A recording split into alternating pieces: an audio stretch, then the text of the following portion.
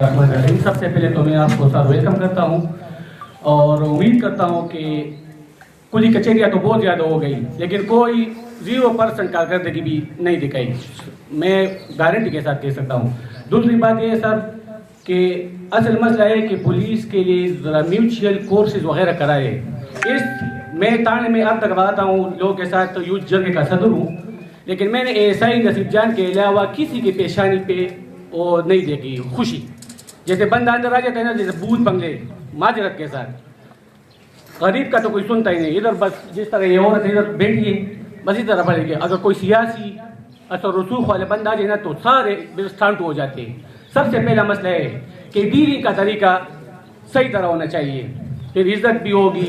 مجھے پتہ ہے عزت ہم دیتے ہیں، تو آپ کی بھی کو نہیں ہے کیا ہے اس میں قصور، کیونکہ پولیس کی نفری بہت کم ہے۔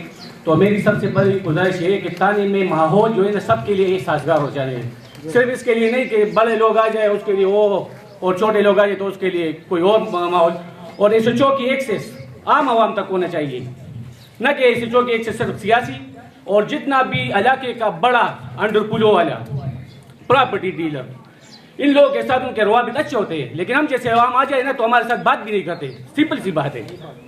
دوسری وجہ جرگے کا قانون، کیا قانون ہے مجھے تو پتہ نہیں کہ جرگے میں یہ لوگ جو سلیکٹ کرتے ہیں کس بنیاد پہ؟ اس بنیاد پہ کہ وہ اپنی ماں بہن کو زمین نہیں دیتے، وہ جرگے میں ہوگا، سب سے بڑا سود خور جرگے میں ہوگا، سب سے بڑا پراپرٹی ڈیلر جرگے میں ہوگا۔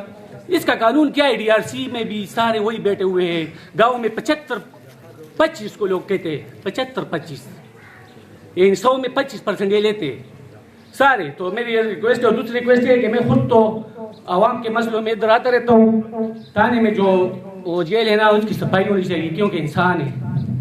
بعض لوگ تو مجرم میں آتے ہیں لیکن کچھ لوگ عوام کے مسائل میں آتے ہیں، کچھ لوگ کے ساتھ ظلم ہوتا ہے، ادھر اندر قدم سے رہنے کی جگہ نہیں ہے۔ واشروم بھی کھلا، انسان ہے، کمزور ہے، کسی سے کچھ ہو سکتا ہے۔ تو یہی آیات ہے کہ تانے کو ذرا خوبصورت بنائے اور ایس ایچ او کی ایکسیس عام عوام تک ہونا چاہیے۔